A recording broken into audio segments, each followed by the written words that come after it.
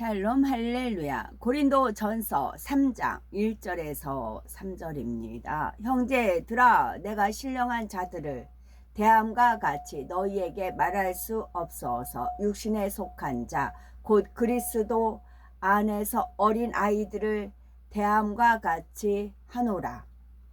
내가 너희를 젖으로 먹이고 밥으로 아니하였노니 이는 너희가 감당하지 못하였음이거니와 지금도 못하리라. 너희는 아직도 육신에 속한 자로다. 너희 가운데 시기와 분쟁이 있으니 어찌 육신에 속하여 사람을 따라 행함이 아니리요. 아멘. 히브리서 12장 6절에서 7절입니다. 주께서 그 사랑하시는 자를 징계하시고 그가 받아들이시는 아들마다 책찍질하심이라 하였으니 너희가 참음은 징계를 받기 위함이라. 하나님이 아들과 같이 너희를 대우하시나니 어찌 아버지가 징계하지 않는 아들이 있으리요. 아멘. 제목은 전 먹는 신자와 밥 먹는 신자입니다. 믿음에는 분량이 있어서 성장 과정에 따라 자녀들의 믿음, 아이들의 믿음, 청년들의 믿음, 아비들의 믿음으로 구분합니다. 또한 아기가 성장하는 중에는 젖을 먹다가 밥을 먹는 것처럼 젖 먹는 신자와 밥 먹는 신자로 구분할 수가 있는 것이지요.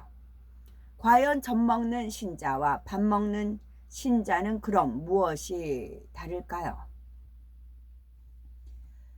구원을 받기 위한 믿음의 1단계에는 성령을 받고 하늘나라 생명책의 이름이 기록이 되며 하나님의 자녀 관계가 성립되어 하나님을 아버지라 부를 수 있다 하였습니다. 말씀대로 행하려고 하는 믿음의 2단계는 성령 충만함 가운데 하나님의 말씀 듣기를 사모하며 들은 대로 행하려고 하지만 행함이 따르지 않으므로 응답받지 못하고 힘들어하는 단계이지요. 믿음의 1단계에 있는 사람은 죄를 지어도 곤고할 줄을 모르며 성령의 탄식 소리도 듣지 못합니다. 아직 진리가 무엇이며 비진리가 무엇인지 알지 못해 죄를 지어도 죄인 줄 깨닫지 못하기 때문이지요. 하나님 말씀에 대한 지식도 없어서 진리로 분별할 수 없으니 설령 죄를 지어도 하나님께서 크게 책망하시지 않습니다.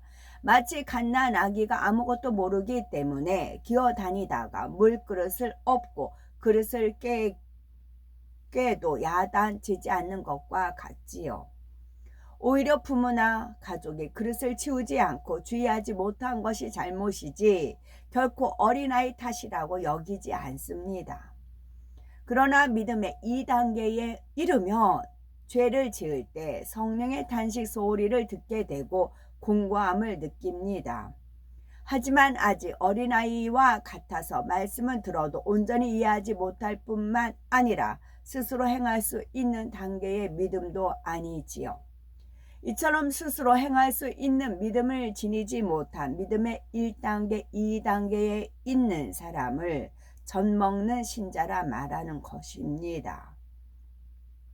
하나님께서는 믿음의 1, 2단계에 있는 사람이 주의를 지키지 않았다거나 하나님의 말씀대로 살지 못한다고 해서 징계하시는 분이 아닙니다. 상대의 입장에서 이해하시고 그것에 맞게 사랑하시는 것을 볼 수가 있는 것이지요. 고린도전서 3장 1, 2절에 형제들아 내가 신령한 자들을 대함과 같이 너에게 말할 수 없어서 육신에 속한 자 곧 그리스도 안에서 어린 아이들을 대함과 같이 하노라. 내가 너희를 젖으로 먹이고 밥으로 아니하였노니 이는 너희가 감당치 못하였음이거니와 지금도 못하리라 했습니다. 고린도 교회 교인들은 예수 그리스도를 영접해서 하늘나라 생명책에 이름이 기록되고 하나님의 자녀된 권세를 받았으나 아직 하나님의 형상을 온전히 회복한 상태는 아니었지요. 그래서 사도 바울은 편지로 신령한 자들을 대함과 같이 너희에게 말할 수 없어서 육신에 속한 자 곧 그리스도 안에서 어린아이들을 대함과 같이 하노라. 내가 너희를 저주로 먹이고 바보로 아니하였노니라고 표현하고 있는 것입니다. 아직 하나님의 말씀대로 살지 못하는 경우 마치 젖을 먹이듯이 부드럽게 권면하여 말씀을 하나하나 가르치면서 이끌어줘야 하므로 젖먹는 신자라고 말하는 것입니다. 믿음이 성장해서 하나님의 말씀을 이해할 뿐만 아니라 스스로 말씀대로 행할 수 있게 되면 밥 먹는 신자라 말합니다.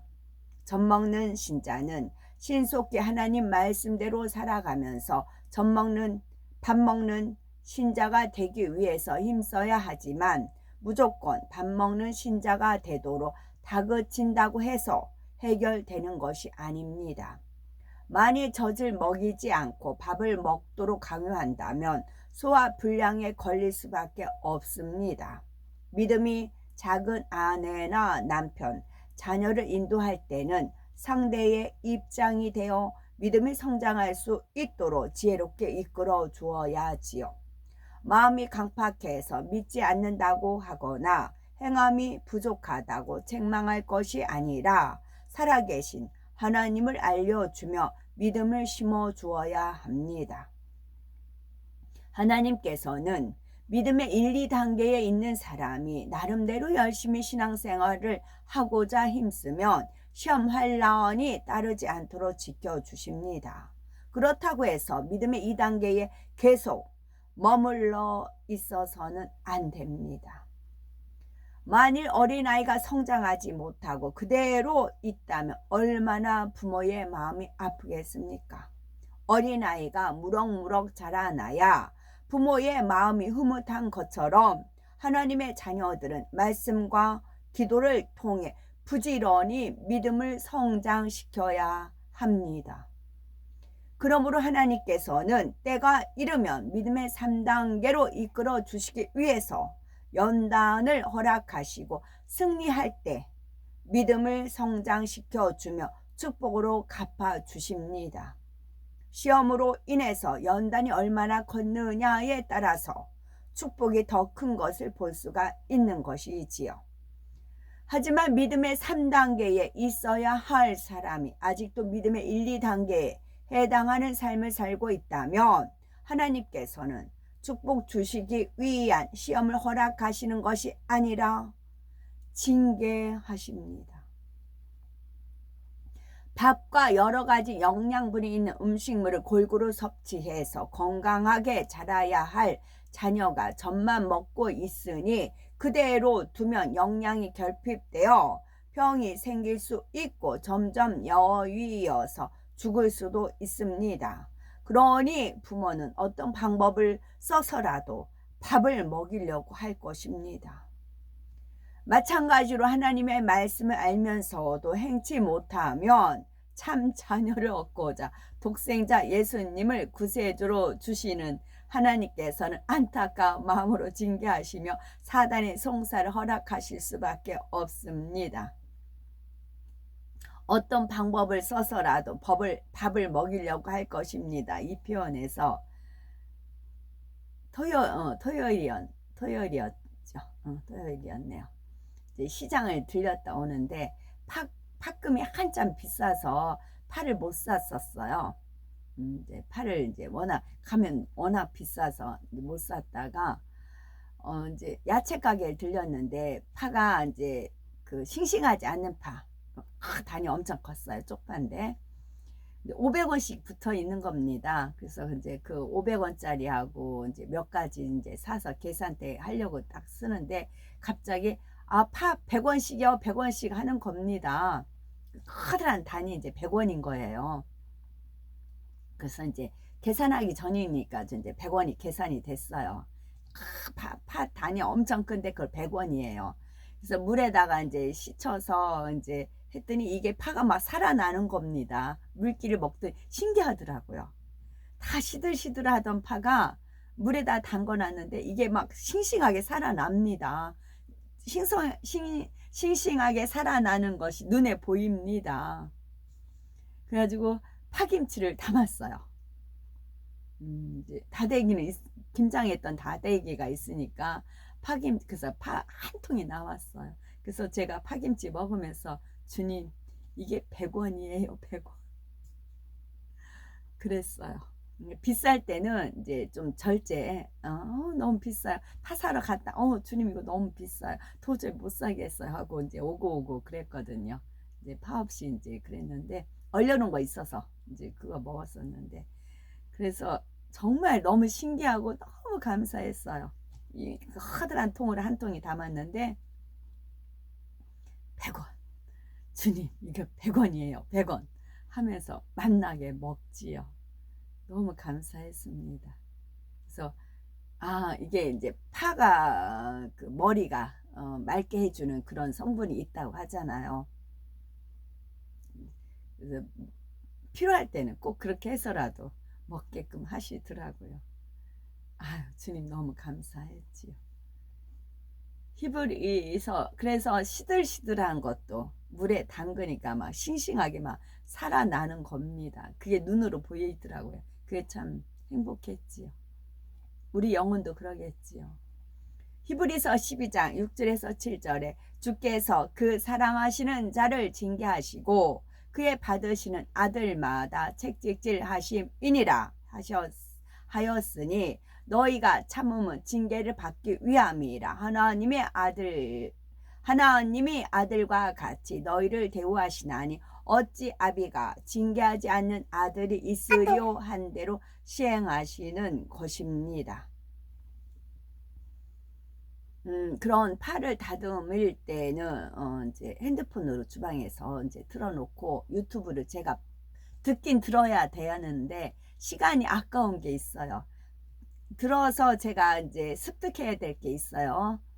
취해야 될 것이 있어요. 근데 시간은 아까워요. 그럴 때는 그 시간을 이용합니다. 그러면 파도 다듬으면서 그 유튜브 제가 들어야 될 거 핸드폰을 통해서 듣습니다. 그래서 시간을 활용하는 것이죠. 하나님의 자녀가 죄를 행했는데도 징계가 임하지 않는다면 그만큼 하나님의 사랑에서 떠나 있다는 사실을 알아야 합니다. 하나님께서 받으시는 아들이 아니라면 그 영혼은 지옥에 갈 수밖에 없으니 비극 중에 비극인 것이지요. 그러나 죄를 범해 하나님의 징계가 임한다면 하나님께서 사랑하신다는 증거임을 깨닫고 철저히 회개해야 합니다. 만일 죄를 범했는데도 징계가 임하지 않았다면 버림받았다며 체념하지 말고 더욱 힘써 회개하고 죄사함을 받아야 합니다. 입술로만 회개하는 것이 아니라 정녕 마음 중심에서 통해 자복을 해야 죄사함 받을 수 있습니다. 하지만 통해 자복은 스스로 할 수 있는 것이 아니기 때문에 하나님 앞에 회개하며 통해 자복을 할 수 있도록 은혜를 달라고 간절히 매달리며 기도해야지요. 하나님 앞에 통해 자복을 하면 반드시 눈물과 콧물이 나오며 마음을 찢는 회개가 나옵니다. 그래서 하나님과 막힌 죄의 담이 헐리며 마음이 가볍고 시원함을 느끼며 기쁨과 감사가 넘치고 성령 충만함을 입습니다. 이것이 바로 하나님의 사랑을 회복했다는 증거입니다. 믿음의 3단계에 있어야 할 사람이 2단계의 행함을 내보이고 있다면 각종 문제가 쌓여도 해결할 믿음조차 오지 않습니다. 이것이 영계의 법이에요. 성장하는 것이. 믿어지는 믿음 자체가 오지 않기 때문에 질병도 치료되지 않는 것이며 결국 세상 방법을 동원할 수밖에 없는 것입니다. 9구단은 9구단대로 풀어야 답이 나와요. 7단은 7단에서 답이 풀어야 되고 2단은 2단에서 풀어야 되는 겁니다. 이 영계 법도 그래요. 이 사람이 신앙의 연륜이 있어요. 그럼 거기에 요구되는 대로 해야 되지, 여전 젖먹는 신자같이 그러면 답이 오지 않습니다. 거의 이것을 모르기 때문에 하나님을 떠나는 겁니다. 세상으로 빠지는 겁니다. 저도 그랬거든요. 이걸 몰랐기 때문에. 누가 안 가르쳐 줬고 배우지도 않았고 말씀 속에서는 이걸 깨우치기가 쉽지가 않지요. 저도 그래서 뺑뺑이 돌다가 답이 없으니까 세상을 취하더라는 것이죠. 그리고 깨지고 나서 하나님 품에 돌아와서 이 말씀대로 사니까 그때서 문제가 풀어지더라고요. 그러나 철저히 통에 자복하고 돌이키면 믿음의 3단계에 있었던 사람이므로 다시금 믿어지는 믿음이 오게 됩니다. 이러한 진리를 깨달았다면 우리는 결코 현재의 믿음으로는 만족할 수가 없습니다.